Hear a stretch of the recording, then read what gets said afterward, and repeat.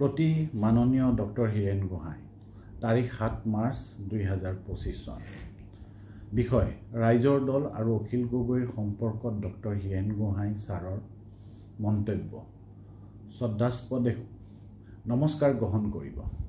আমাৰ অসম কাকতত যোৱা 6 মাৰ্চ 2025 তাৰিখে আপোনাৰ এক বক্তব্য প্ৰকাশ পাইছে। বাতৰিটোৰ শিৰোনাম হ'ল অখিলৰ গতিবিধি আমি বুজি নাপাওঁ। ডক্টৰ গোহাঁই তেওঁ দলৰ সিদ্ধান্তৰ বিষয়ে আমি কোনো ফুট নাপাওঁ। কি ভাবি কেতিয়া তেওঁ কি কৰে ধৰা নাযায়, সেইটোৱে সমস্যাৰ সৃষ্টি কৰে।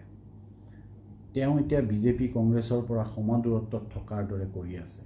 সেইটো নিৰ্বাচনী কচৰত হয় নে নহয় তেওঁ বিবেচনা কৰা ভাল। শীৰ্ষক বাতৰি কাকতত প্ৰকাশিত বক্তব্যটো দেখাৰ লগে লগে আমি আচলতে আচৰিত হোৱাৰ লগতে যথেষ্ট মৰ্মাহত হৈছোঁ।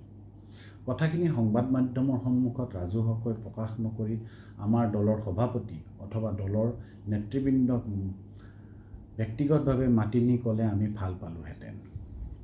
কাৰণ আপোনাৰ লগত আমাৰ সম্পৰ্ক কেইবা দশক ধৰি। অসমৰ সমাজ জীৱনত, অসমৰ সংকটকালত সকলো সময়তে আপুনি বলিষ্ঠ ভূমিকা লৈ আহিছে। চৰকাৰৰ জনগণ বিৰোধী পদক্ষেপৰ বিৰুদ্ধে আপুনি সদায় দৃঢ়ভাৱে মাত মাতি আহিছে আৰু অসমৰ জনগণক দিগদৰ্শন কৰাৰ লগতে আমাকো এই ক্ষেত্ৰত উৎসাহ যোগাই আহিছে। শেহতীয়াকৈ আপোনাৰ নেতৃত্বতে বুদ্ধিজীৱী সমাজে বিৰোধী ঐক্য লগ লগোৱাৰ ক্ষেত্ৰত আগভাগ লৈছে।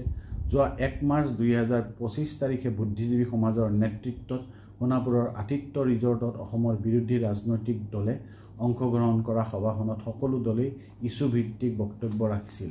সভাখনৰ উদ্দেশ্য ব্যাখ্যা কৰোঁতে হৰেকৃষ্ণ ডেকা ডাঙৰীয়াই পূৰ্বৰ তিক্ততাপূৰ্ণ কথাবোৰ পৰিহাৰ কৰি বিৰোধী ঐক্যৰ প্ৰক্ৰিয়াটোক আগবঢ়াই নিব লাগে বুলি কৈছিল। সভাখনত আমাৰ দলৰ সভাপতিৰ নিৰ্দেশ মৰ্মে এই বক্তব্য প্ৰদান কৰিছিল। তাৎপৰ্যপূৰ্ণ কথাটো হ'ল সকলো দলৰ প্ৰতিনিধিয়ে তেওঁলোকৰ বক্তব্যত কাকোৱে ব্যক্তিগত আক্ৰমণ নকৰি ইছ্যুভিত্তিক বক্তব্য ৰখাৰ বিপৰীতে একমাত্ৰ কংগ্ৰেছ দলৰ প্ৰতিনিধি সাংসদ প্ৰদ্যুৎ বৰদলৈ ডাঙৰীয়া সভাখনৰ বিষয়বস্তুৰ পৰা আঁতৰি ব্যক্তিগতভাৱে অখিল গগৈ ডাঙৰীয়াৰ নাম লৈ আক্ৰমণ কৰিছিল। যাৰ ফলত অখিল গগৈ ডাঙৰীয়াই সভাত উপস্থিত আন ৰাজনৈতিক দলৰ প্ৰতিনিধিসকলক নিজৰ স্থিতি স্পষ্ট কৰিবলৈ বাধ্য হৈছিল।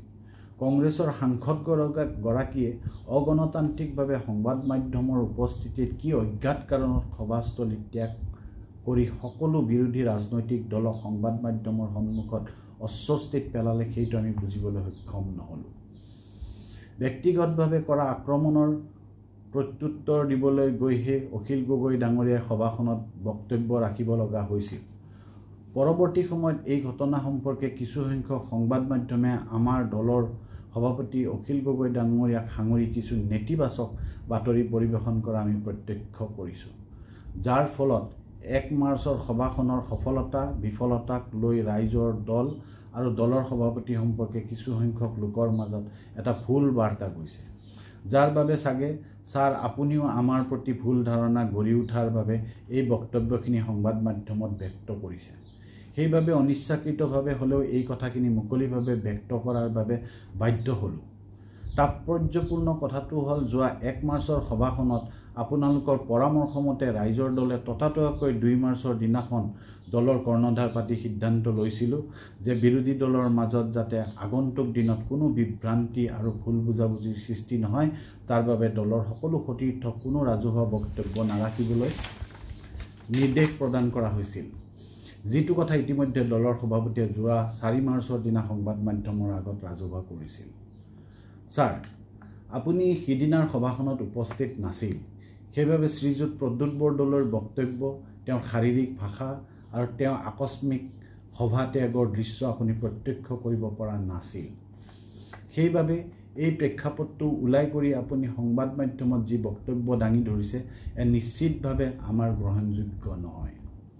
আমি ভাবোঁ সভাত এনে কোনো বিশেষ পৰিস্থিতিৰ উদ্ভৱ হোৱা নাছিল যি কাৰণত সাংসদজনে সভাস্থলী ত্যাগ কৰিব লাগে। যদিহে সাংসদজনে সভা ত্যাগ নকৰিলেহেঁতেন, সংবাদ মাধ্যমত সেই দৃশ্য নোলোৱাহেঁতেন, তেন্তে সিদিনাৰ সভা নিশ্চিতভাৱে এখন অতি সফল সভা হ'লহেঁতেন। শেষত আমি পুনৰ দৃঢ়ভাৱে জনাওঁ যে কংগ্ৰেছ দলৰ লগত আমাৰ মতাদৰ্শগত বৃহৎ পাৰ্থক্য থকা সত্ত্বেও কেৱল আৰু কেৱল সাম্প্ৰদায়িক ফেচিবাদ শক্তি বিজেপিক পৰাভূত কৰাৰ স্বাৰ্থতে ৰাইজৰ দলে 2026 চনৰ অসম বিধানসভাৰ নিৰ্বাচনত ঐক্যবদ্ধভাৱে অৱতীৰ্ণ হ'ব খোজো। 2026 চনত বিজেপিক পৰাভূত কৰিবলৈ আমি বদ্ধপৰিকৰ। ধন্যবাদেৰে ৰাছেল হুছেইন, সাধাৰণ সম্পাদক, ৰাইজৰ দল।